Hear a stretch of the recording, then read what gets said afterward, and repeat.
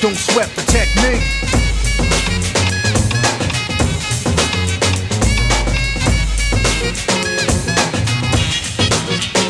They wanna know how many bombs have I ripped and wrecked, but researchers never found all the pieces yet. Scientists try to solve the context, philosophers are wondering what's next.